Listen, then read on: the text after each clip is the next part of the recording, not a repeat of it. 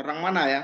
Ini Racing ini adalah peranakan. Jadi dia keturunan Belanda, ibu bapaknya Belanda, tapi dia besar dan lahir di Hindia Belanda. Jadi kita belum bisa menyebutnya Indonesia kali itu. Jadi Racing ini pasangan lahir dari bapak ibu, dan juga bapak ibunya ini juga lahir dan besar di Belanda. Jadi bapak ibunya pun juga keturunan. Dan pada waktu kemerdekaan Indonesia, Racing akhirnya memilih menjadi warga negara Indonesia, dan Racing menjadi profesor ya, menjadi guru besar di Fakultas Hukum UI. Nah, apa yang menarik dari buku yang dibuat Racing ini? Jadi dalam dunia apa ya? Dalam pembahasan sejarah ya, ya semua orang bisa dibilang mengamini tentang bahwa ya kekuasaan Belanda di Nusantara itu ya sekitar 350 tahun ini tadi. Tapi Racing menemukan fakta baru. Dia mencoba melihat sudut pandang baru bahwa nggak sampai kayaknya Belanda ini bercokol atau berkuasa di Hindia Belanda selama itu. Kenapa Racing mengeluarkan argumen tersebut? Jadi memang satu hal yang menarik, Racing mulai mencoba menggambarkan menggunakan pendekatan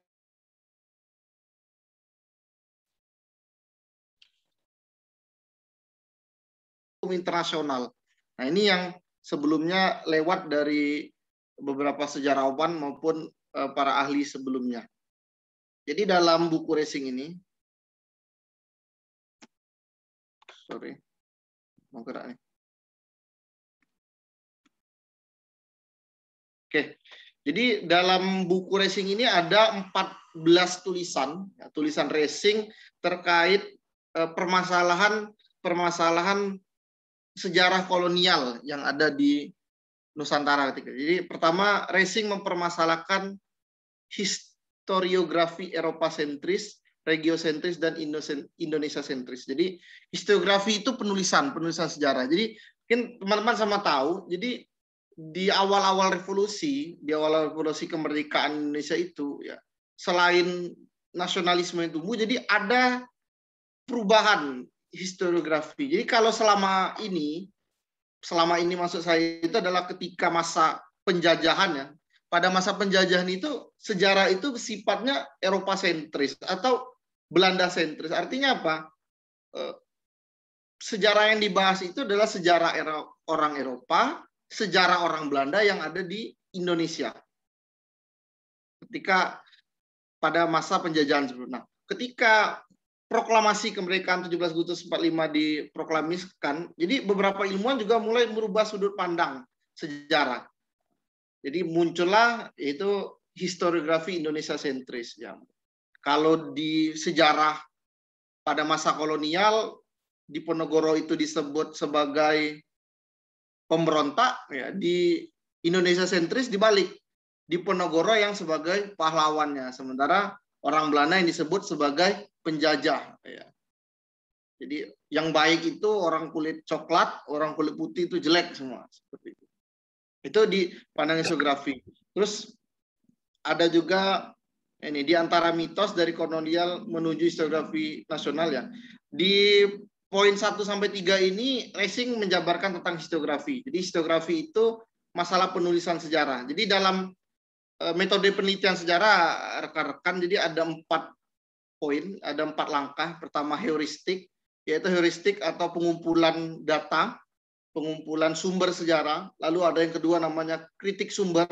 Jadi data-data atau sumber-sumber informasi yang didapatkan berkaitan dengan sejarah tersebut ya dipilah, ya verifikasi berkata. Dimulai dilakukan triangulasi data, bagaimana sumber-sumber ini apakah keabsahannya diuji dan segala macamnya. Kemudian yang ketiga ada namanya interpretasi data, artinya data-data atau sumber yang sudah dipilih-pilih tadi mulai dianalisis dan muncullah nanti penulisan sejarah atau historiografi. Nah, penulisan sejarah ini memang apa ya? Ya namanya penulis. Jadi ya sedikit banyaknya lingkungan dia mempengaruhi penulisannya. Ya bukan berarti tulisannya tidak apa ya? Tidak ilmiah atau tidak benar, tapi lagi-lagi historiografi ini masalah ya sudut pandang bisa dibilang seperti itu. Nah, itu yang ingin dijelaskan Racing di buku ini. Beliau menjabarkan seperti itu.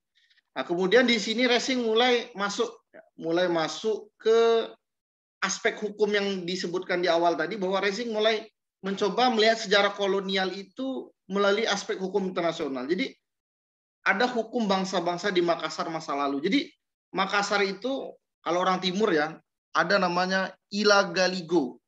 Jadi itu semacam konstitusi, semacam apa ya? Ya kalau orang Minang, Tambo Minangkabau lah seperti itu ya. Ya klausal adat seperti itu yang digunakan, dan itu menjadi suatu hukum dan itu juga berpengaruh terhadap orang luar atau orang asing. Nah, Racing menjabarkan tentang hukum-hukum adat yang ada di wilayah-wilayah di Nusantara ketika itu.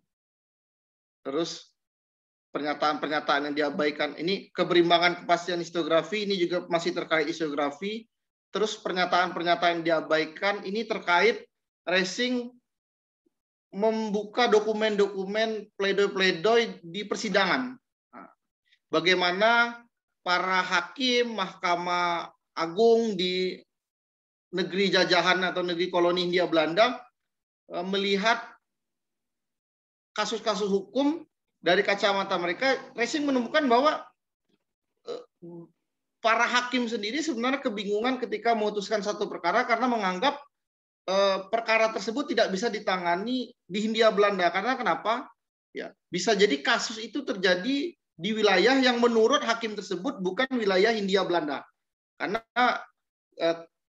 wilayah tersebut masuk ke kerajaan A, B yang menurut hakim tersebut mempunyai kedaulatan tersendiri, ada hukumnya tersendiri, sehingga hukum atau undang-undang Hindia Belanda tidak bisa diterapkan terhadap kasus tersebut atau terhadap orang tersebut. Nah, kemudian ada juga raja dan kerajaan yang merdeka di Indonesia.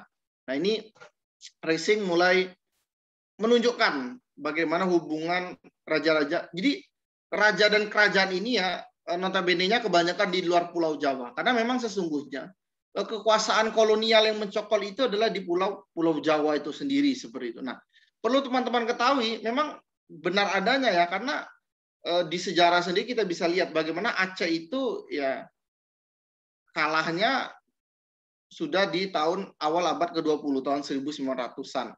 Aceh baru Sultan Aceh, Sultan Muhammad Daud Shah menyerah kepada Belanda. Itu pun juga perlawanan gerilyawan Aceh tidak pernah berhenti, terus berlanjut walaupun sultannya sudah menyerah kepada Belanda seperti itu. Nah, ini dijabarkan. Terus Irama Collins ini ya tokoh Belanda juga. Terus abad hukum internasional di Indonesia, Racing mulai menjabarkan hukum internasional. Jadi Racing mulai mencoba melihat perspektif hukum internasional hari ini ke masa lalu. Jadi seperti itu. Dia mulai mencoba perbanding. Ya seperti sekarang ya. Kita ada hukum ekstradisi, bagaimana ketika ada warga Indonesia yang bersalah di Saudi, hukumannya bagaimana? Bagaimana ada orang Indonesia yang ada bersalah di Malaysia, apa hukumannya? Racing mulai menggunakan perumpamaan-perumpamaan tersebut. Nah, jadi di dalam buku ini Racing mencoba menjelaskan itu bagaimana sejarah kolonial dilihat dari perspektif hukum. Nah, kenapa akhirnya muncul judul bukan 350 tahun dijajah? Itu kesimpulan didapat bahwa sebenarnya ya 350 tahun yang ya sering digaungkan sejarawan itu ya itu hanya generalisasi. Artinya kenapa?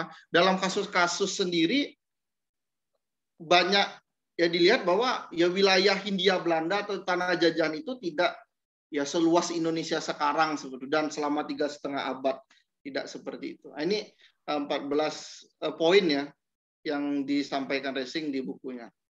Gambarannya seperti itu. Nah, kemudian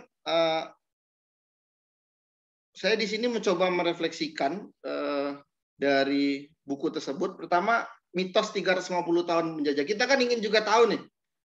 Jadi kenapa sih kok angkanya 350? Itu hitungannya dari mana? Siapa yang mencetuskan dan segala macam. Jadi permulaan isu 350 tahun ini ya dimulai dari pernyataan Gubernur Jenderal De Jong ya. De Jong ini Gubernur Jenderal di Hindia Belanda.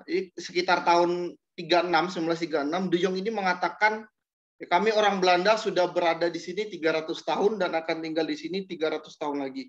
Ini kalimat yang disampaikan De Jong ke para kaum pergerakan. Karena perlu rekan-rekan ketahui ya, pada tahun paruh waktu ini ya, 1927, ya, ada pemberontakan rakyat di Silungkang, ya sampai ini adalah periode-periode sedang hangat-hangatnya pemberontakan terhadap pemerintah kolonial Belanda. Nah, jadi ini mitos ini muncul. Kenapa mitos ini dipakai? Nah, sebenarnya kaum pergerakan menggunakan ini untuk membangkitkan semangat. Jadi barangkali seperti ini. Kita sudah menurut si De Jong ini kan, mereka sudah menjajah kita 300 tahun. Sudah bertiga abad mereka berada di sini. Nah, ini digunakan untuk memantik. Masa mereka akan melanjutkan 3 abad lagi? Tentu tidak. Jadi ini harus kita lawan sama-sama, harus kita ya berontak sama-sama. Ini yang dipakai oleh kaum pergerakan kala itu. Nah, kemudian menurut De Jong 300 tahun. Nah, ini yang coba dikaji oleh Racing di dalam bukunya ya. Jadi ini saya buatkan timeline ya tentang bagaimana sih sebenarnya posisi Belanda di Nusantara. Jadi 3,5 abad itu rupanya dihitung dari kedatangan mereka pertama kali ke Nusantara. Ketika itu belum ada Indonesia. Jadi pada tahun 1596 itu armada pertama Belanda datang di Banten ya. Ini Cornelis de Houtman ini ya. Dia orang Belanda yang pertama kali datang ke Nusantara. Nah, ini yang menjadi titik acuan 3,5 abad tadi ya, 1596 sampai 1945. Itu menjadi titik acuan ya beberapa sejarawan pun ya stigma yang tertanam. Jadi seperti itu. Nah, kedatangan awal ini kita jangan bayangkan pada masa itu Belanda langsung menjajah. Tidak, bahkan ya Cornelis de Houtman ini diusir oleh Sultan Banten karena dianggap angkuh, sombong dan ya tidak bisa diajak kerjasama. Baru utusan keduanya yang nanti akan menjalin hubungan dengan Kesultanan Banten. Jadi seperti ini kedatangannya. Nah, kedatangan Belanda ini kita juga harus melihatnya dalam sejarah dunia yang lebih besar. Jadi ketika itu ya di Eropa sedang terjadi eksplorasi besar-besaran ke beberapa wilayah untuk mencari yang namanya rempah-rempah ya tadi seperti itu. Nah, kemudian Belanda ini mulai datang banyak. Nah, kalau Cornelis de Houtman, beberapa mulai ada utusan dari kerajaannya. Nah, mulai muncul juga beberapa orang swasta. Jadi ya mereka yang ingin mengadu nasib mulai melakukan pelayar sendiri dengan uang sendiri untuk mencari rempah-rempah. Nah, pemerintah Belanda ketika itu melihat wah ini bahaya kalau tidak dihimpun karena rupanya dalam perjalanan antar orang Belanda ini saling sikut. Ya, namanya orang berdagang biasalah ya, rebutan lapak, rebutan pelanggan ya, itu terjadi. Nah, ini yang terjadi. Nah, pemerintah kerajaan Belanda ketika itu melihat ini harus diselesaikan. Makanya pada tahun 1602, tepatnya 20 Maret, ya, didirikanlah yang namanya VOC, atau Perusahaan Dagang Hindia Timur. Nah, inilah mulai masuk yang namanya kolonialisme. Tapi perlu diingat rekan-rekan, pada fase VOC ini juga jangan langsung kita bayangkan bahwa semua wilayah Nusantara itu sudah di bawah di bawah koloni Belanda. Tidak, sekali lagi tidak. Karena kenapa? VOC nanti akan VOC itu perusahaan dagang, tapi memiliki hak istimewa, yaitu hak oktroy. Jadi dia ini perusahaan BUMN, tapi punya hak mirip-mirip negara. Artinya ya, mereka bisa melakukan perjanjian dengan kerajaan-kerajaan yang ada di Nusantara ketika itu, layaknya sebagai kerajaan Belanda. Nah, di sini VOC mulai memainkan peran di Nusantara ketika itu, mulai melakukan perjanjian perdagangan, ada dengan Johor, ya, dengan Mataram. Ya. Mataram pun awal-awalnya walaupun Sultan Agung beberapa kali ingin menyerang VOC, di kemudian hari ya ternyata penerusnya menjalin hubungan dengan VOC. Kemudian kita di timur Indonesia ya, menjalin hubungan dengan Bone, dengan Ternate dan beberapa kerajaan lainnya. Nah, VOC mulai mengumpul kekuatan. Nah, VOC ini bertahannya cukup lama, ya, sampai tahun 1700-an akhir. Nanti VOC bangkrut karena korupsi, ya, karena segala macam, kalah perang dan lain-lain. Akhirnya secara resmi tahun 1800 VOC ini dibubarkan oleh pemerintah kerajaan Belanda. Nah, perlu diingat rekan-rekan, VOC ini tadi kan BUMN. Nah, jadi VOC ini rupanya punya banyak perjanjian-perjanjian dengan kerajaan-kerajaan yang ada di Nusantara ketika itu. Nah, perjanjian-perjanjian ini banyak juga memiliki aset, ya, surat dagang, surat tanah dan segala macamnya itu diambil alih oleh kerajaan Belanda. Dan mulai pada tahun 1800 inilah aset-aset VOC itu mulai dikelola langsung oleh kerajaan Belanda. Nah, aset ini salah satunya adalah tanah. Nah, makanya tanah-tanah yang merupakan aset VOC ini mulailah dibentuk negara koloni oleh kerajaan Belanda. Nah, kira-kira seperti itu gambaran. Jadi ketika menjadi Belanda saja, negara koloni Hindia Belanda saja itu baru berdiri tahun 1800. Jadi baru 1800 dan itu wilayahnya terbatas, tidak ya Pulau Jawa pun tidak seluruhnya. Karena masih banyak sekali penangkapan yang akan dilakukan di kemudian hari seperti itu. Nah, ini pun juga tidak bertahan lama karena pada tahun 1808 ya, di Eropa sana sedang ada revolusi Prancis ya. Ada nanti seorang tokoh Napoleon Bonaparte. Nah, revolusi Prancis itu melanda banyak tempat. Nah, salah satunya Belanda itu diduduki oleh Prancis gitu. Nah, otomatis wilayah koloninya itu juga di bawah Prancis. Nah, ini sekitar tahun 1808 sampai 1808 sampai 1811.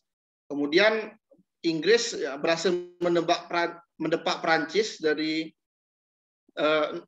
Hindia Belanda dan ya Inggris ya menjaga menguasai Hindia Belanda tahun 1811 sampai 1816. Kenapa Inggris bisa?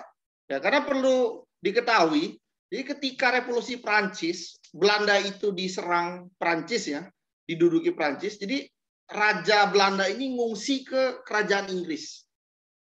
Jadi ada semacam hubungan lah seperti itu, hubungan kekeluargaan jauh antara Raja Belanda dengan Inggris ini. Jadi akhirnya mereka membantu seperti itu. Ya, Inggris menguasai menguasai Hindia Belanda ketika itu. Nah ini poin lagi bahwa ya sempat juga rupanya Belanda hilang kekuasaan di Nusantara ketika itu dari tahun 08 sampai 1816. Kemudian baru berlanjut lagi lewat Traktat London. Jadi Inggris menyerahkan kembali Hindia Belanda kepada kerajaan Belanda dan dilanjutkan terus sampai akhirnya Hindia Belanda diduduki oleh Jepang pada saat Perang Dunia Kedua tahun 1942. Nah, kemudian tahun 1942 sampai 1945 Jepang kalah, menyerah tanpa syarat pada sekutu. Akhirnya momentum itu dipakailah oleh para kaum pergerakan kita untuk melakukan yang namanya proklamasi kemerdekaan Indonesia. Nah, di dalam rentetan ini tadi, Resing menjelaskan di buku tersebut bahwa ya seperti ini, rupanya enggak negara Hindia Belanda, negara koloni Hindia Belanda itu rupanya tidak seperti yang dibayangkan oleh banyak orang bahwa Indonesia hari ini adalah Hindia Belanda pada masa dahulu. Rupanya tidak seperti itu. Masih banyak sekali kerajaan-kerajaan yang berdaulat. Dan Belanda pun sifatnya ada mengklasifikasikan wilayah-wilayah. Ada namanya wilayah swapraja, artinya wilayah ini memiliki independensi yang tinggi di wilayah Hindia Belanda. Ada juga wilayah-wilayah yang dianggap Belanda ya ini berdaulat dan setara. Jadi ada persekutuan setara antara Hindia Belanda dengan kerajaan tersebut. Ada kerajaan di Riau ketika itu. Nah, ya yang paling jelas itu kita bisa lihat ya Aceh tadi. Aceh itu kerajaan yang bertahan. Belanda mati-matian karena Aceh ditaklukkan tidak bisa, kerjasama juga tidak mau. Jadi Aceh itu sangat apa ya? Ya bertarung melawan Belanda itu sangat lama. Perang Aceh itu memakan biaya sangat besar seperti itu. Belanda menurunkan pikiran bukan lewat jalur apa ya? Bukan peperangan saja, tapi siasat berbagai siasat dilakukan sampai mengirim Snok Nugroho ya untuk meneliti seperti itu. Meneliti bagaimana sih masyarakat Aceh ini seperti itu. Karena memang pasukan Belanda itu kewalahan menghadapi gerilyawan Aceh. Nah itu kira-kira gambaran timeline ya yang coba dijelaskan. Kemudian yang terakhir yang ingin saya tambahkan tentang mengubah point of view tentang Indonesia. Ini penting juga rekan-rekan. Di sini Racing sebenarnya juga ingin menjelaskan hal tersebut di bukunya. Maksudnya point of view ini seperti ini. Kita acap kali berpikir bahwa Indonesia hari ini itu warisan dari sejak zaman Majapahit dan Sriwijaya.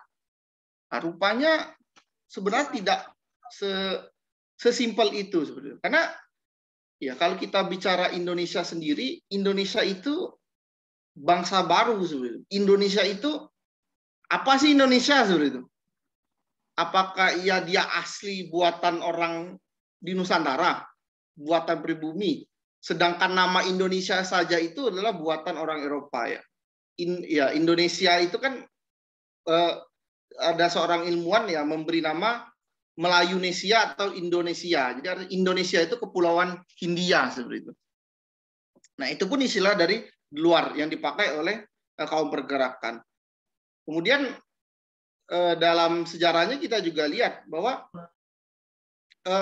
apakah yang namanya penjajahan itu seperti yang kita pikirkan, di mana yang namanya orang pribumi selalu ditindas segala macam. Padahal menurut data kalau bisa dilihat ya data pastinya tidak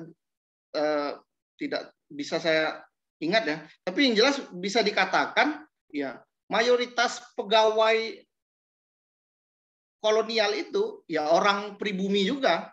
Ya. Kadesnya, Pak Lurahnya ya orang pribumi juga. Ya kalau di Minang ya orang Minang juga. Kalau di Jawa ya orang Jawa juga. Bukan kadesnya orang Belanda, RT-nya orang Belanda, enggak seperti itu. Yang menjadi gurunya ya orang Indonesia juga, yang menjadi jaksanya orang-orang pribumi juga seperti itu. Nah, itu maksud point of view yang coba kita rubah agar apa? Agar kita mengetahui apa ya? Agar kita mengetahui lebih dalam tentang hakikat bangsa ini seperti itu. Maksud saya hakikat bangsa ini kayak gini. Kita terjebak dan stuck dalam romantisme revolusi Indonesia. Kita setiap tahun, setiap 17 Agustus, wah NKRI harga mati. Wah inilah Indonesia, merdeka, merdeka. Jadi ya kita setiap tahun meneriakkan merdeka. Seperti merasa memang nampaknya kita belum merdeka. Nah, maksud saya point of view itu seperti itu. Kita coba mulai merubah sudut pandang bahwa Indonesia itu bukan seperti yang kita pikirkan selama ini seperti itu. Nah, kemudian juga yang ingin saya sampaikan bahwa jangan berpikir juga bahwa kemerdekaan Indonesia ini ya hal yang apa ya? Yang simpel. Ya, bahwa Indonesia ini merdeka didukung oleh semua rakyat Indonesia, tapi tidak, sebenarnya kemerdekaan Indonesia ini proses yang panjang, proses yang tidak sebentar, dan proses yang apa ya? Ya membutuhkan waktu yang lama seperti itu. Karena kenapa saya bilang seperti itu? Ya dewasa ini sama-sama kita lihatlah dalam perjalanan perpolitikan nasional ya. Acap kali istilah-istilah nasionalisme, NKRI, Pancasila itu digunakan satu pihak untuk mendepak pihak lainnya. Ini mohon maaf ya saya menyampaikan seperti itu, bukan berarti saya tidak mendukung satu kelompok tertentu, tapi maksud saya sebenarnya apa sih yang dimaksud kemerdekaan yang dicita-citakan oleh para founding father kita? Ya menciptakan suatu tempat yang bisa semua orang itu setara. Artinya apa? Tidak ada inlander, tidak ada Indo, tidak ada Eropa, tidak ada peranakan Tionghoa, tidak ada peranakan Arab, semuanya sama. Semuanya orang Indonesia, yang tinggal di Indonesia, lahir di Indonesia, besar di Indonesia, seperti itu. Nah, kira-kira seperti itu. Nah, itu sedikit refleksi yang ingin saya sampaikan tentang mengubah point of view atau sudut pandang tentang majemuk negara yang baru. Dan perlu diketahui juga ya, Indonesia itu satu-satunya negara terjajah yang merdeka sendiri. Ya, bisa dicek ya. Setahu saya seperti itu. Maksudnya di tempat lain lah, contoh tetangga kita aja lah, Inggris, Singapura, Brunei, itu kemerdekaannya dirancang oleh negara ini induknya. Kalau Indonesia tidak, ya, ini sebuah apa ya, kecerdikan para founding father kita. Kira-kira seperti itu mungkin moderator yang bisa saya coba sampaikan. Mungkin lebih banyak diskusi saja harapan saya, karena biasa lebih terpancing dengan diskusi ya perkembangan itu. Intinya yang ingin saya sampaikan di buku Bukan 350 tahun ini, Racing mencoba melihat sudut pandang baru, point of view baru tentang sejarah kolonial. Apa sudut pandang baru yang digunakan Racing? Racing menggunakan sudut pandang hukum, lebih khususnya itu hukum internasional, bahwa di dalam negara koloni Hindia Belanda, Racing melihat banyak sekali praktek hukum internasional. Artinya apa? Di situ Hindia Belanda mengakui sendiri bahwa sebenarnya tidak semua wilayah Indonesia hari ini itu dijajahan mereka. Ada beberapa negara yang mereka nilai itu di luar kekuasaan mereka, di luar wilayah hukum Hindia Belanda, karena mereka punya hukum tersendiri, mereka punya kedaulatan sendiri, dan Hindia Belanda, bahkan kerajaan Belanda mengakui kedaulatan tersebut. Nah, itu poin sudut pandang yang Racing lihat sendiri. Nah, itu dijelaskan di buku tersebut. Buku ini banyak, saya rasa kalau di UNAN, di perpustakaan pusat ataupun di Fakultas Ilmu Budaya di jurusan sejarah juga banyak. Mungkin bisa dibaca lebih mendalam. Mungkin itu saja yang bisa saya sampaikan, moderator. Saya kembalikan jika ada sesi diskusi. Mohon maaf banyak kurangnya, pasti banyak kurangnya karena ya saya bukan ahli sekali ya. Ini bahan-bahan kuliah dulu, diskusi dengan anak-anak. Poin terakhir juga ya, ini sedikit apa ya, penyemangat kalau saya bilang. Kalau saya mulai merubah istilah ke murid-murid saya itu, anak-anak kita mulai rubah, jangan bilang dijajah 3,5 tahun, 3,5 abad, tapi kita 3,5 abad berjuang melawan penjajahan. Nah, itu terima kasih. Assalamualaikum warahmatullahi wabarakatuh. Waalaikumsalam warahmatullahi wabarakatuh. Sangat luar biasa ya teman-teman semua, penjelasan dari Bang Mario tadi, dimulai dari biodata dari GJ Racing sendiri. Selanjutnya dilanjutkan dengan 14 poin sejarah kolonial yang berdasarkan arsip-arsip hukum menurut pandangan GJ Racing sendiri. Dilanjutkan juga dengan timeline kedatangan Belanda tadi sudah dijelaskan juga, dan terakhir dengan point of view apa saja yang perlu kita rubah terkait melihat penjajahan kolonial. Mungkin selanjutnya di sesi yang kedua, yaitunya sesi tanya jawab atau diskusi. Saya kepada teman-teman, kakak abang semuanya yang ingin bertanya, silakan mengaktifkan fitur raise hand-nya, atau bisa juga di kolom chat nanti akan saya bacakan pertanyaan dari teman satu persatu. Baik, mungkin sekarang sudah ada yang raise hand, mungkin kita berikan kesempatan yang terlebih dahulu kepada Kak Hilda. Kepada Kak Hilda dipersilakan.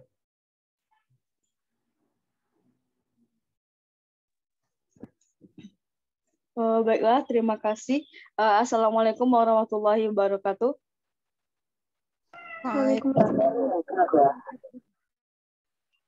Saya peserta terakhir mungkin ya, tapi yang awal masuk. Tadi sempat tanya sama Ustadz Dio di grup. Terima kasih informasinya. Berbicara tentang 35 tahun dijajah ya di topik kita. Saya mencoba untuk searching, kemudian mencoba flashback pelajaran saya waktu sekolah dulu, juga dulu waktu kuliah. 350 tahun tuh jujur dari awal belajar sejarah di SD itu saya udah protes. Kenapa Indonesia sampai 350 tahun dijajah? Kenapa ketika Cornelis de Houtman baru ke Indonesia itu udah dihitung jajah? Saya tidak mau. Tanya waktu itu bodoh benar Indonesia dijajah selama itu. Setahu saya Indonesia pintar, apalagi Minang gitu ya. Saya tahu saya itu. Cuma waktu itu saya tidak punya bahan untuk bisa memprotes, bahan untuk bisa mengelak. Pun kalau ada waktu itu tetap secara kurikulum itu tuh yang diakui Indonesia itu dijajah 3,5 abad. Di sini saya melihat adanya kalau bahasa ini saya agak bingung nih menurut bahasanya. Bahasanya ada upaya untuk legitimasi historis politis ya. Jadi ditanamkan kalau Indonesia itu jajah Belanda 3,5 abad gitu. Padahal sebenarnya bukan. Saya malah secara ekstrim kalau saya sendiri berpikir ya, Indonesia itu bukan semuanya dijajah Belanda, tapi yang terhitung saat-saat yang cukup mengenaskan dalam artian terlalu banyak pemaksaan waktu itu pas masa-masa VOC. Saya pikirnya itu. Cuma kemudian sebagaimana kita pahami bersama, kita dipaksa untuk mengakui bahwasanya Indonesia dijajah 3,5 abad. Saya setuju dengan yang disampaikan Pak Mario tadi. Kita 3,5 abad itu usaha kita untuk merdeka. Saya setuju sekali karena kita belum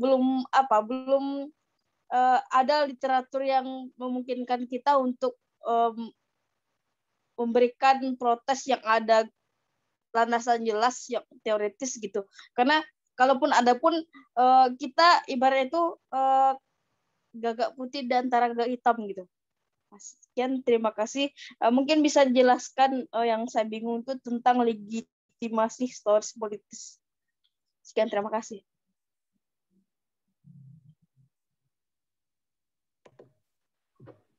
Ya, terima kasih atas pertanyaannya Kak Hilda. Mungkin di sini sistemnya kita satu pertanyaan satu jawaban supaya jawabannya itu lebih ngena gitu. Mungkin langsung dipersilakan kepada Bang Mario untuk menjawab pertanyaan dari Kak Hilda tadi. Ya, terima kasih. Kalau dibilang legitimatis politis ya bisa, tapi kalau dalam kacamata sejarah sendiri, ya kalau menurut saya lebih ke itu tadi, masalah sudut pandang yang sudut pandang atau interpretasi dari melihat fakta-fakta sejarah itu sendiri. Jadi sebenarnya mohon maaf juga ya, kesalahannya itu sebenarnya di awal sudah terjadi karena apa?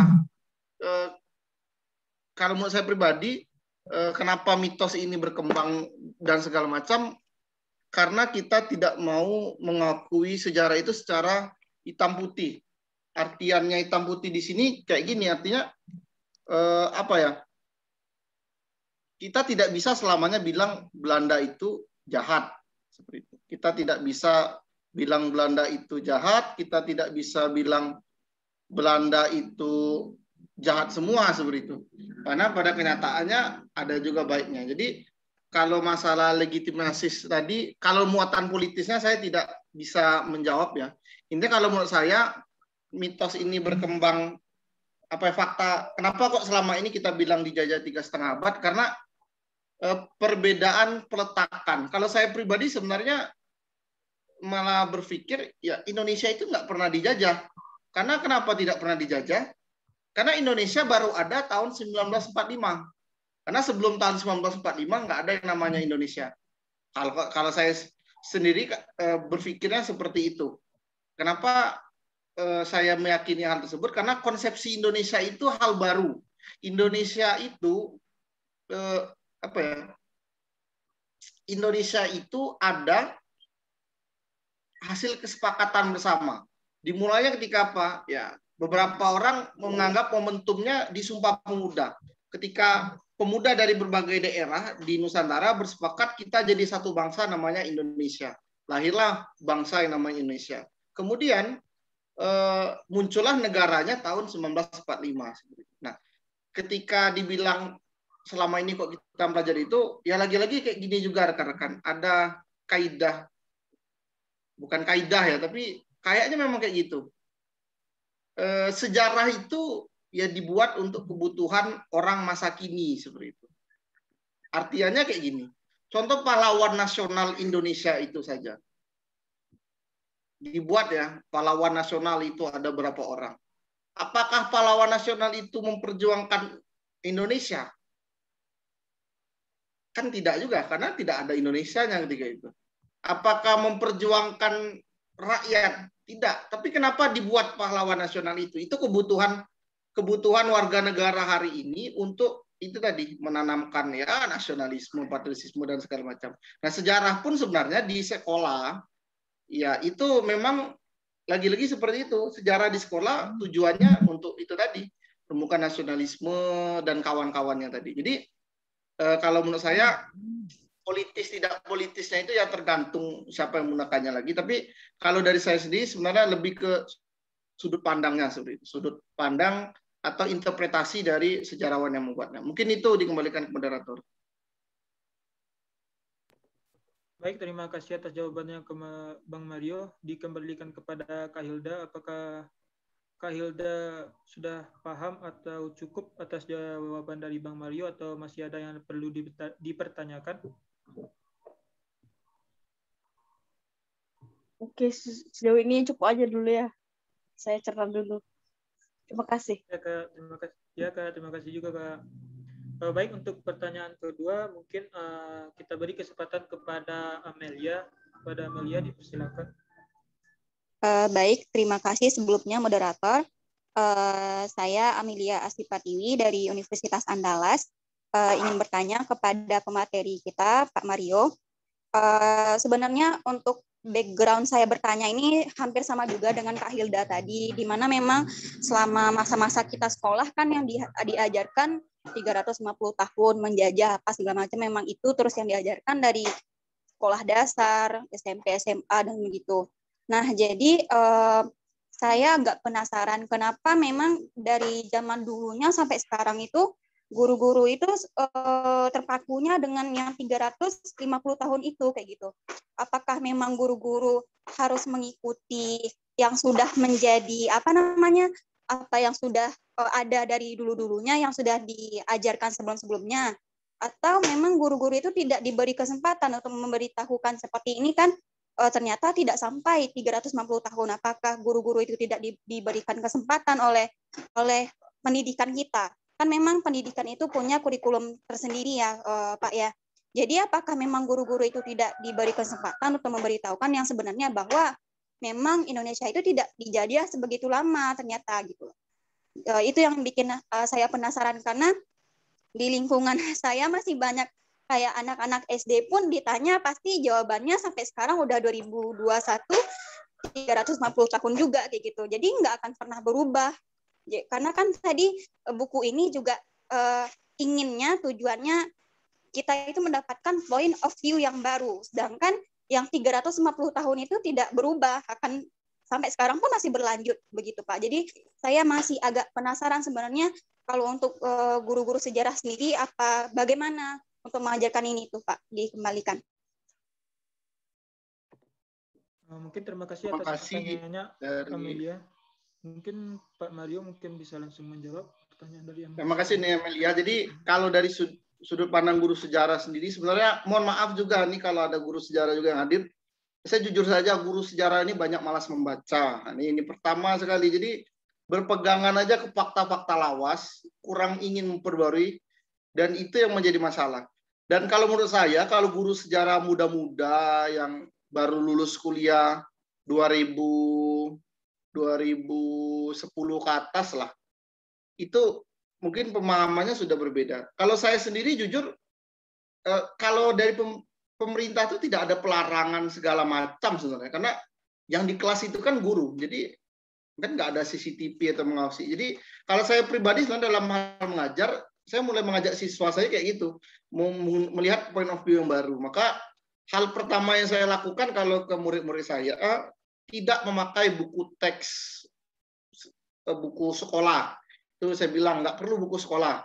Untuk buku nanti Bapak yang akan buatkan modul, Bapak yang akan membuatkan handout seperti itu. Bapak akan mencarikan buku, referensi, jurnal ataupun artikel seperti itu. Jadi kalau saya pribadi seperti itu. Jadi langkah pertama saya biasanya ya mulai mengajak siswa itu berpikir kritis dulu. Kalau saya kayak gitu. Ya langkah salah satunya itu tadi, tidak menggunakan buku paket ya istilahnya. Karena buku paket itu kan ya nggak usah juga, apalagi LKS gitu kan.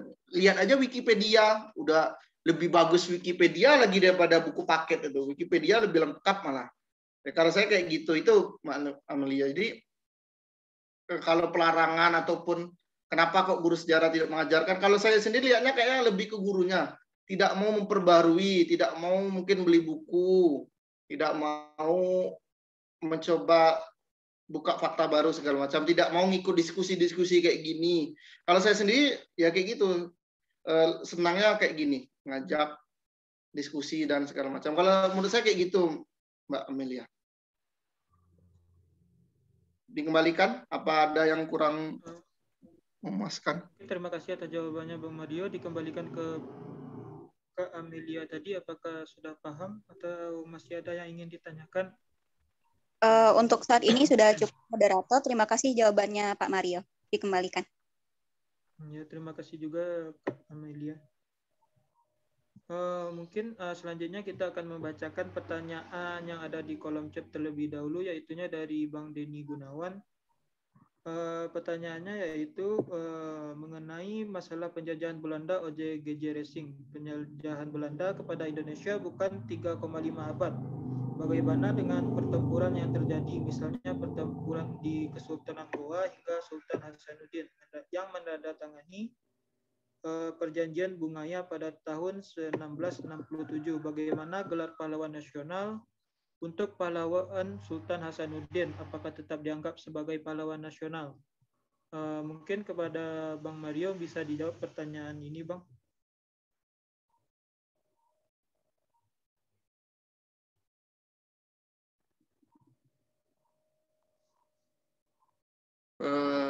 Ya, Bang Denny atau Pak Denny ya, tentang kan tidak. Jadi bagaimana? Jadi lagi-lagi gitu saya bilang. Jadi sebenarnya sejarah itu terkadang dibuat apa ya?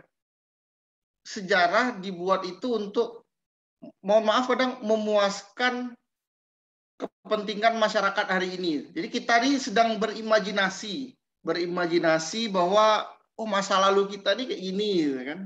Kita buatlah masa lalu kita ini seperti ini, seperti ini. Jadi itu saya bilang tadi. Jadi sebenarnya kalau mau dibilang Sultan Hasanuddin itu apakah pahlawan nasional?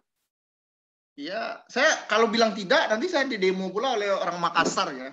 Tapi kenyataannya ya lagi-lagi bisa dibilang ya tidak gitu. Saya ada kasus ini juga ya.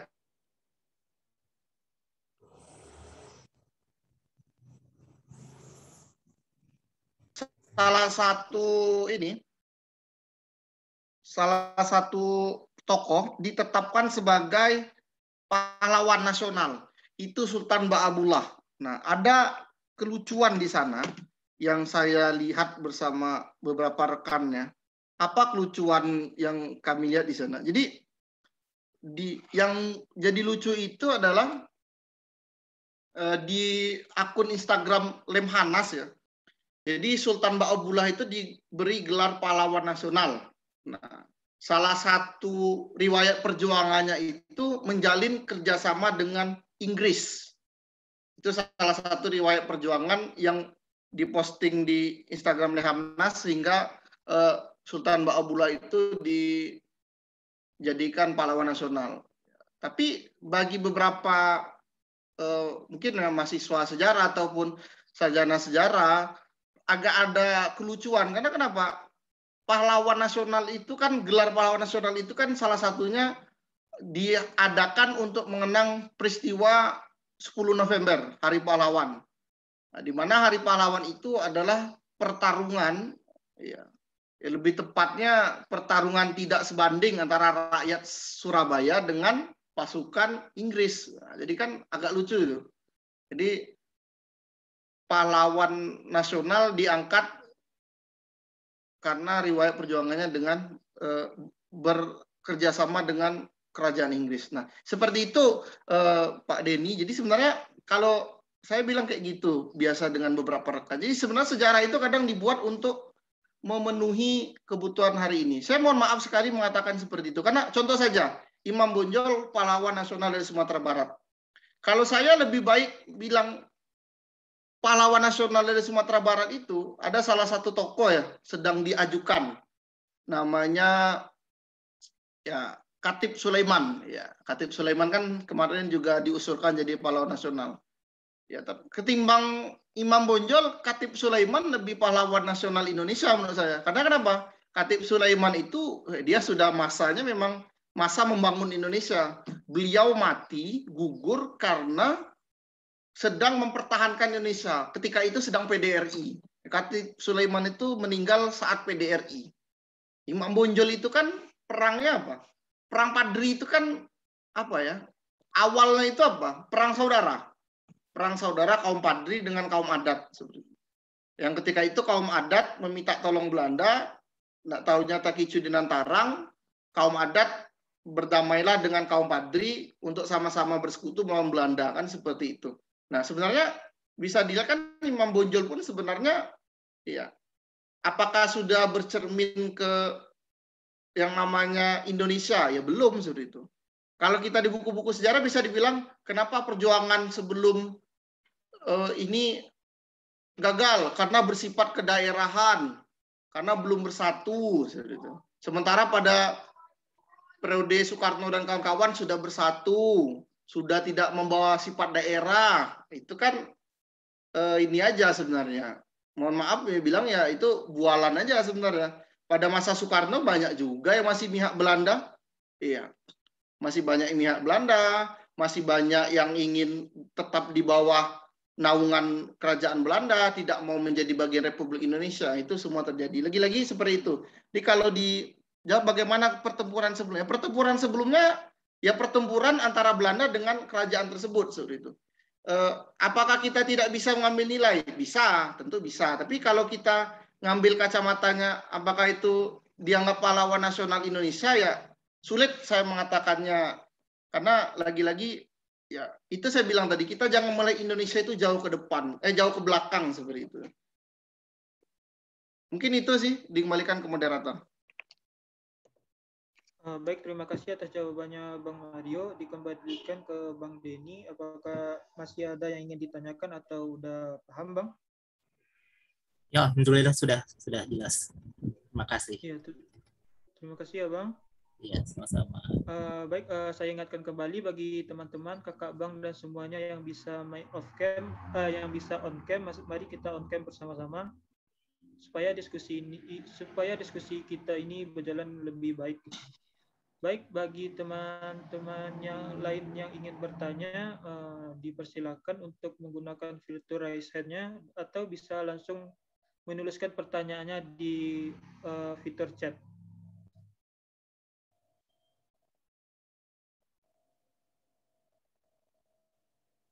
Apakah masih ada yang ingin bertanya, teman-teman?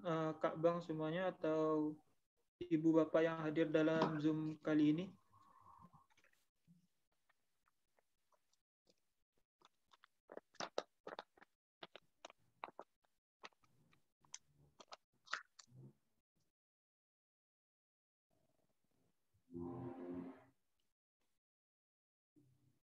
Mungkin menambahkan sedikit lebih dahulu, moderator boleh? Boleh, silakan Bang. Iya, jadi sebenarnya rekan-rekan semua, jadi dalam melihat apa ya, ketika kita mengkaji sejarah Indonesia itu sebenarnya sangat apa ya, sangat kompleks seperti itu. Jadi kalau saya sendiri sebenarnya ketika mengajarkan kepada anak-anak dalam hal ingin menunjukkan kepada mereka siapa sih sebenarnya bangsa Indonesia itu, menekankannya pada titik-titik di periode itu tadi 1900-an. Artinya ketika mulai ada yang namanya, kalau saya pribadi sudah itu, di masa pergerakan, di mana mulai muncul pergerakan kebangsaan, mulai ada kaum terpelajar, membuat organisasi, menyuarakan. Menurut saya itu mulai sejarah Indonesia. Dan itu yang sering sedikit terkelupas, sedikit dikupas gitu. Kita mempelajari sejarah Indonesia itu jauh. Kita mempelajari kemegahan Majapahit, kemegahan Sriwijaya seperti itu. Yang kita tidak tahu itu orangnya di mana dan siapa seperti itu. Bahkan masanya itu di mana kita tidak tahu. Tapi kita mempelajari hal yang terlalu jauh. Jadi kalau saya lebih fokus seperti itu. Nah, padahal di masa-masa tahun 1900-an, disitulah mulai muncul yang namanya apa ya, konsep. Nah, konsep bangsa itu mulai muncul. Sebelumnya orang nggak ada mikiri bangsa Indonesia itu apa dan segala macam, nggak ada yang tahu sebetulnya. Konsep itu baru, konsep yang baru dan masih sulit dipahami banyak pihak seperti itu. Nah, jadi sebenarnya itu yang harus lebih kita kaji mendalam. Kalau saya sendiri mulai mengajak ke siswa, mulai melihat di sekitarnya. Bagaimana sih masyarakat di sekitar kita? Misal, saya bertempat di Bengkulu Utara. Bagaimana sih Bengkulu Utara pada masa 1900-an itu? Apakah sudah ada? Apakah masih selemak belukar? Apakah ada pahlawan? Nah, ini yang tahu pahlawan Imam Bonjol, pahlawan Sultan Hasanuddin, Soekarno, Hatta, gitu kan. Dari daerah kita nggak ada pahlawan, gitu kan. Nah, itu mulai dikaji. Jadi sejarah lokal di rentan waktu 1900-an itu bisa dikaji lebih mendalam. Jadi sebenarnya bukan 1900 sampai 1945. Jadi apa ya? Konsep pembentukan bangsa Indonesia itu sebenarnya baru mulai apa ya? Baru mulai tuntas menurut saya itu ketika masuk fase Orde Baru. Artinya 1965. Karena kenapa saya bilang? Karena ketika itu semua pihak atau mayoritas masyarakat Indonesia sudah mulai paham apa itu bangsa Indonesia, apa itu negara bangsa Indonesia seperti itu. Mulai bersepakat orang-orang, sudah tidak banyak apa ya, sudah mulai tidak banyak pertentangan seperti itu. Jadi fasenya sangat lama. Nah, tapi rupanya pasca reformasi kita mundur lagi, kita masih bilang lagi apa negara bangsa Indonesia itu. Ya kayak hari inilah seperti itu. Kita masih tidak paham dengan bangsa kita sendiri, negara kita sendiri, dan semua mulai dipolitisasi ya untuk kepentingan satu dan lain hal. Mungkin itu. Dikembalikan kepada moderator itu sedikit tambahannya tentang point of view tadi. Jadi jangan terlalu jauh kita melihat sejarah Indonesia itu, karena jauh sekali seperti itu. Kalau kita melihatnya ke masa-masa Majapahit, Sriwijaya, atau Pagaruyung seperti itu, Aditya Warman seperti itu. Bukan berarti sejarah itu tidak boleh dipelajari, boleh, ya harus, wajib dipelajari. Tapi ketika kita bicara tentang bagaimana negara bangsa ini terbentuk, menurut saya skopnya harus kita sedikit majukan.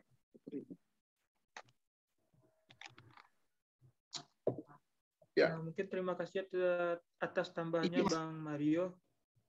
Ini tadi ada yang di kolom chat, Bang Denny Gunawan Saputra mau bertanya. Dipersilakan Bang. Sudah tadi dijawab. Sudah dijawab tadi. Yang tadi Pak Denny Satria, yang kita ada Denny Gunawan gitu. Oke, sorry. Ya.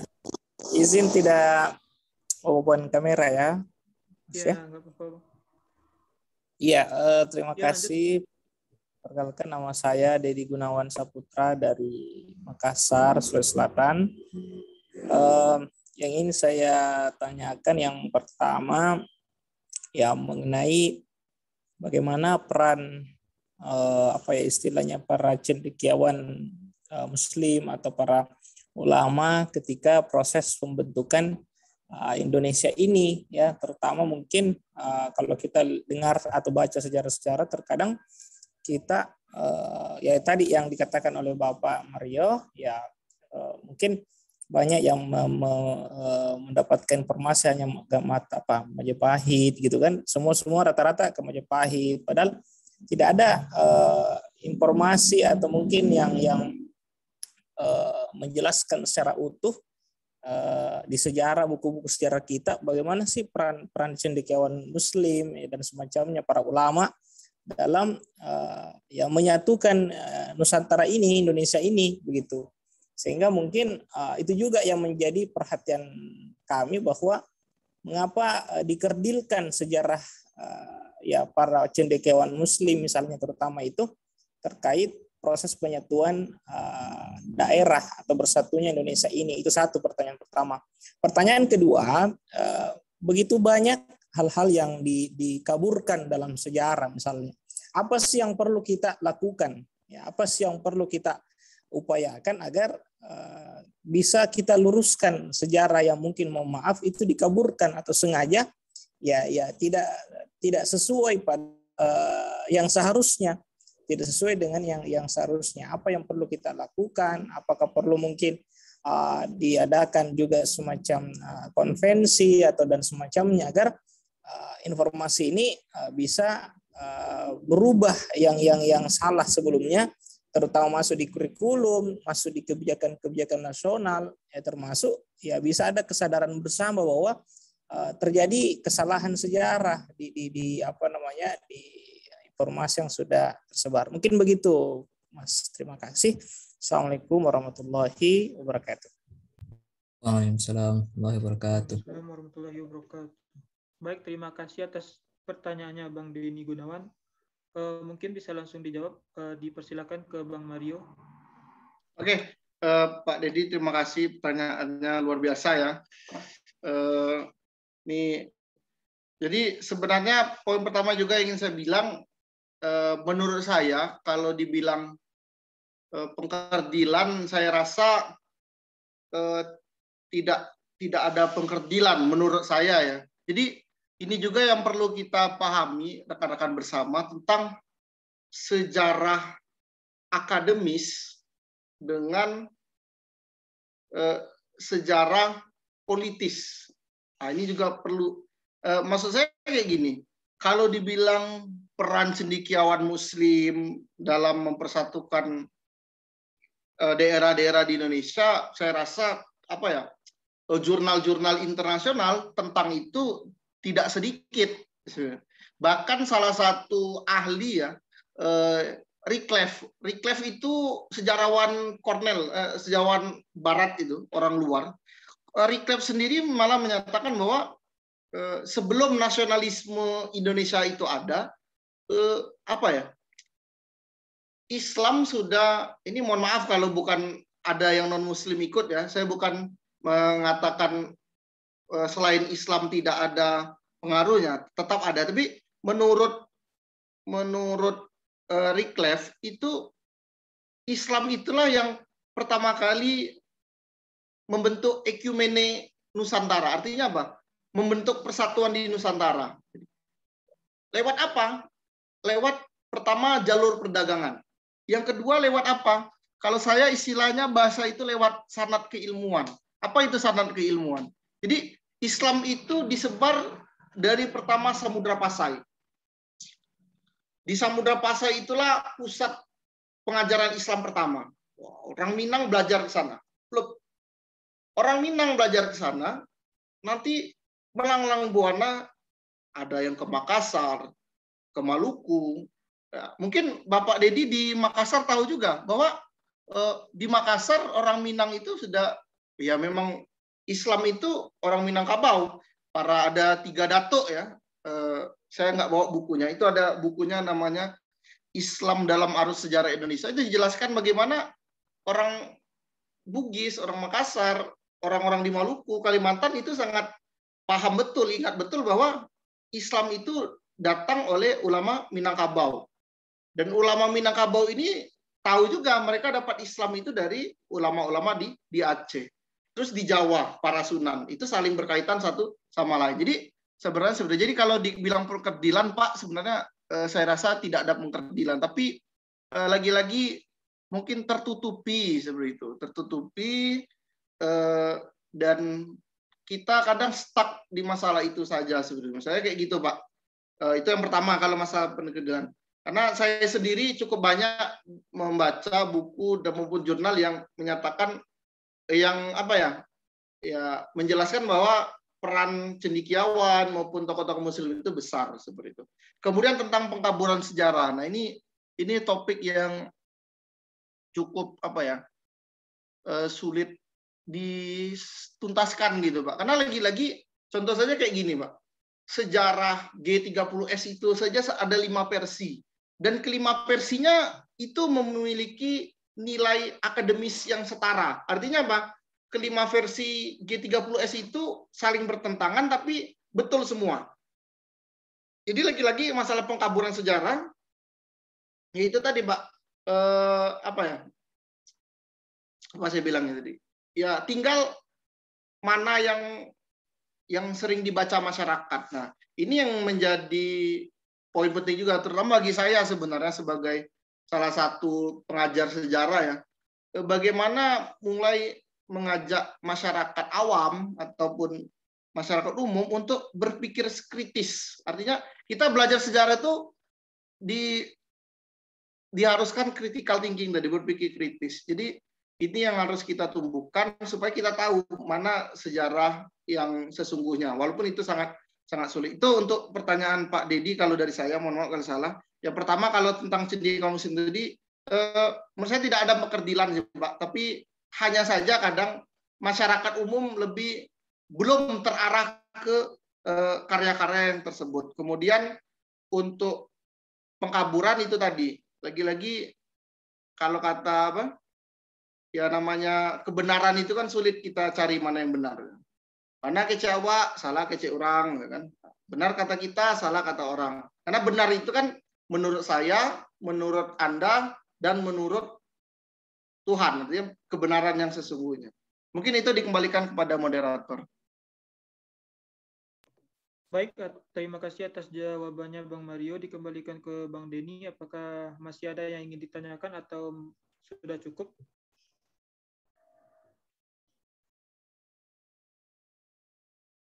Gimana Bang Denny? Bang Denny Gunawan? Ya, sudah cukup. Ya, terima kasih. Ya. Baik, terima kasih Bang Denny Gunawan. Mungkin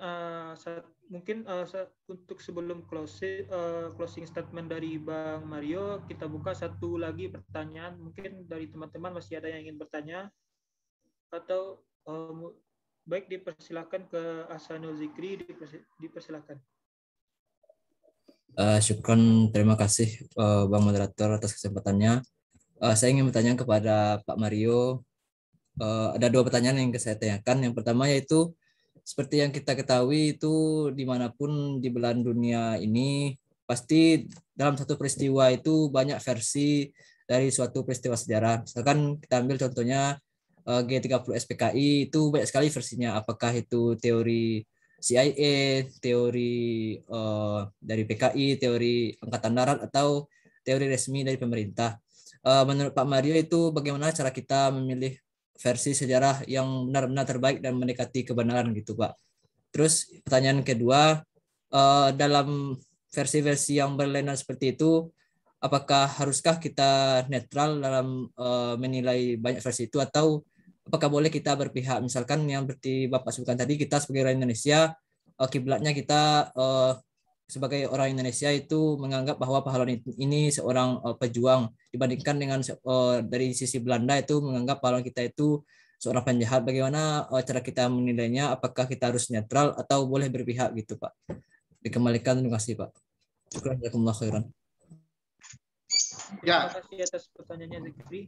Mungkin bisa langsung dijawab oleh Bang Mario. Ya, ini pertanyaan yang sulit juga sebenarnya jawabnya. Karena lagi-lagi keberpihakan itu pasti muncul, Ahsanul Zikri ya. Keberpihakan itu pasti muncul karena apa ya? Kita bisa melihat lah ketika kita misalnya ada 5 hal yang dihidangkan, pasti ada hati kita itu pasti ada yang berdetaknya kemana. Sebenarnya versi sejarah itu juga seperti itu. Jadi dalam memilih versi sebenarnya kalau dalam kacamata akademi sendiri ya ada metodologinya seperti tadi ya.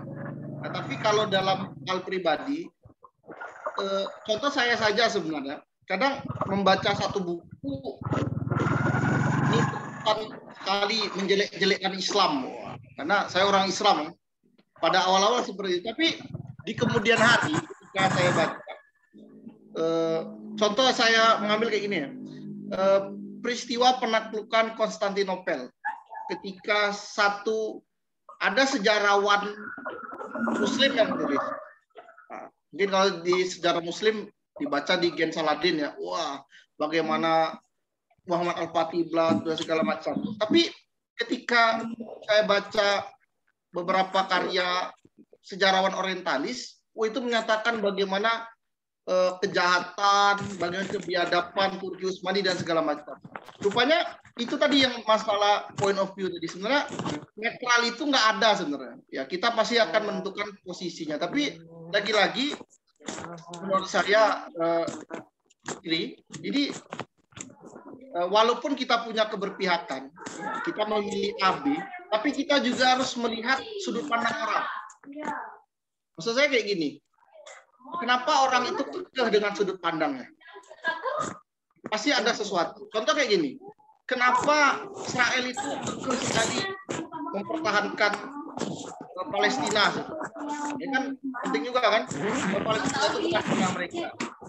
Rupanya mereka punya keyakinan tersendiri. Nah, kalau kita tidak tahu itu, kita akan sulit mengurai konflik tersebut. Nah, sama juga kayak sejarah-sejarah lain, kalau saya kayak gitu.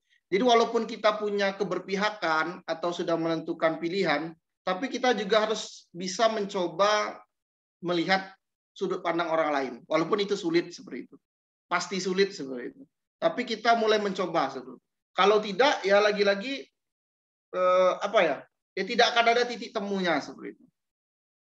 Apalagi kalau bicara sejarah ini, karena ya sulit sekali gitu. Oke, itu mungkin dikembalikan kepada moderator. Baik, terima kasih atas jawabannya Bang Mario. Dikembalikan lagi ke Zikri, apakah sudah cukup atau masih ada yang ingin ditanyakan?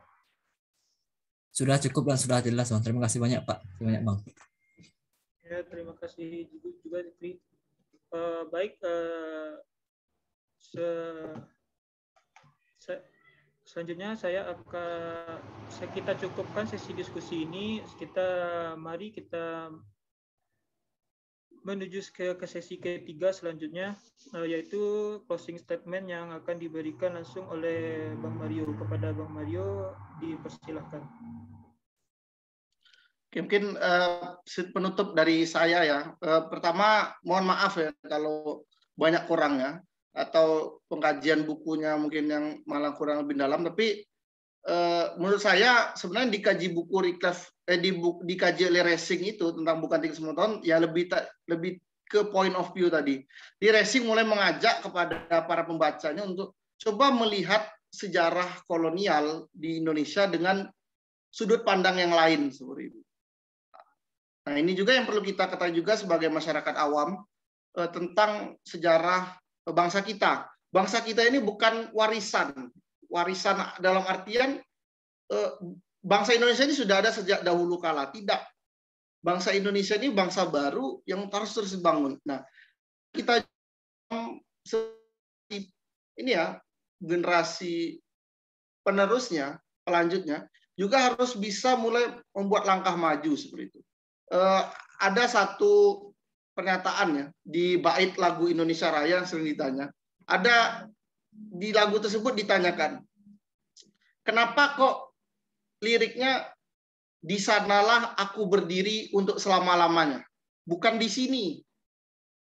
Tapi kenapa di sana? Apa kandungan sebenarnya terjadi? Jadi rupanya bangsa Indonesia itu adalah bangsa visioner. Artinya kita mulai berpikir ke depan. Artinya di sanalah aku berdiri itu, para founding father itu mereka berpikirkan masa depan. Masa depan bangsa Indonesia yang seperti apa. Apa itu? Bangsa yang tidak menjadi kuli bangsa-bangsa. Dan Soekarno itu bilang, kenapa kita ingin merdeka? Agar kita tidak jadi kuli bangsa-bangsa.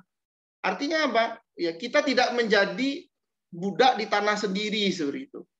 Nah, jadi seperti itu. Jadi Indonesia itu adalah bicara ke depan. Maka mulai hari ini kita stop sibuk berputar di tempat ini, sibuk bicara siapa yang paling Indonesia, siapa yang paling anti asing. Itu lucu sekali karena Indonesia itu sendiri adalah kata-kata asing. Ya. Orang asing yang membuat Indonesia itu, bukan orang Indonesia. Jadi mulailah kita berpikir untuk membangun masa depan Indonesia bagaimana. Kalau kita berkutat di masalah apa ya, di masalah sepele, maksud saya masalah sepele itu ya berkutat di masalah, wah saya didiskriminasi, saya tidak diakui, atau kita merasa wah ini mengutuk yang lalu, kita akan stuck di situ saja. Jadi harapan saya seperti itu saja untuk kita semua seperti itu, terkait masalah di momen kemerdekaan ini. Ya, setiap tahun kita teriak merdeka, tapi apa makna dari kata merdeka yang kita teriakkan setiap tahun itu? Kita setiap tahun berteriak NKRI harga mati, harga yang seperti apa yang ingin kita pertahankan bagi NKRI kita ini. Mungkin seperti itu yang ingin saya sampaikan. Terima kasih, kembalikan kepada moderator. Baik, terima kasih kita ucapkan kepada Bang Mario yang telah menjelaskan materi dan juga menjawab pertanyaan kita dengan sangat lugas dan tuntas gitu. Mungkin selanjutnya sebagai penutup, marilah kita dengarkan pembacaan doa yang akan dibacakan oleh Afdal. Kepada Afdal dipersilakan.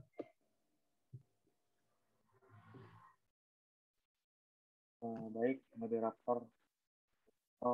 Sembari menadahkan tangan, marilah kita sejenak menundukkan kepala. Astaghfirullahaladzim. Astaghfirullahaladzim. Astaghfirullahaladzim. A'udzubillahi minasyaitonirrajim. Bismillahirrahmanirrahim. Alhamdulillahirabbil alamin. Wassalatu wassalamu ala asyrafil anbiya'i wal mursalin wa ala alihi wa sahbihi ajma'in. Allahumma firli wa walidayya warhamhuma kama rabbayani shaghira. Allahumma ihdina siratal mustaqim siratal ladzina an'amta 'alaihim ghairil maghdubi 'alaihim waladdallin. Ya Allah yang Maha Pengampun, ampunilah dosa-dosa kami dan dosa yang pernah kami lakukan, baik itu disengaja maupun tidak sengaja. Ya Allah yang Maha Pembimbing hidup kami, bimbingilah setiap langkah kehidupan yang kami tapaki guna mengarungi kehidupan ini. Ya Allah, ya Tuhan kami, hari ini kami mengadakan acara bincang buku guna menambah wawasan kami, meningkatkan persaudaraan kami, meningkatkan semangat kami dalam beribadah dan berbangsa dan bernegara, agar istiqomah di dalam jalan kebenaran. Ya Rob, ridhoilah dan berkahilah acara kami ini.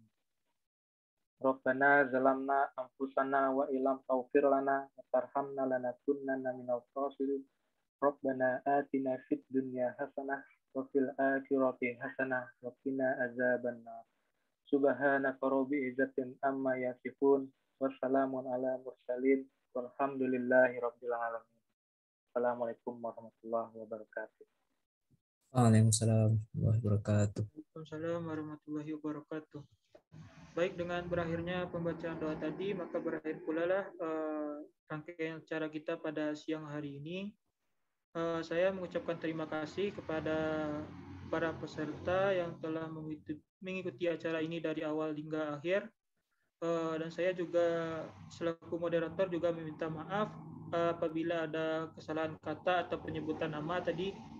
Akhir kata saya ucapkan Assalamualaikum warahmatullahi wabarakatuh.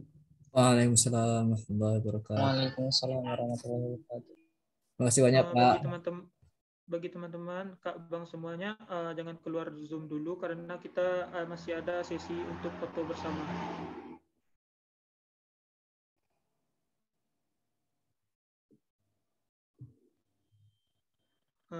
Untuk koor bisa dipandu koor.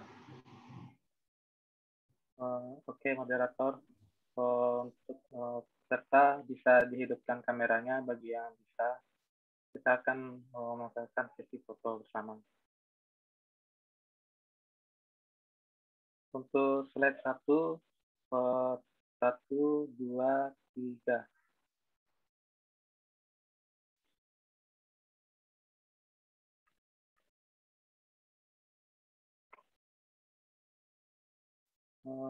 Maaf sekali lagi. Untuk slide 1, 1, 2, 3.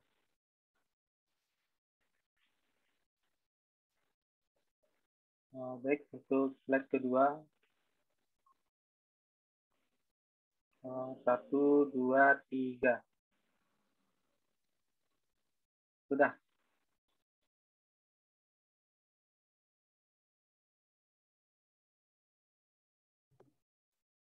Ya, terima kasih koor. Bagi teman-teman dipersilakan untuk meninggalkan ruangan Zoom ini. Sekali lagi kita ucapkan terima kasih kepada Pak Mario yang telah memberikan materi kepada kita dan membuka cakrawala dan menambah wawasan kita pada siang hari ini. Terima kasih Pak Mario.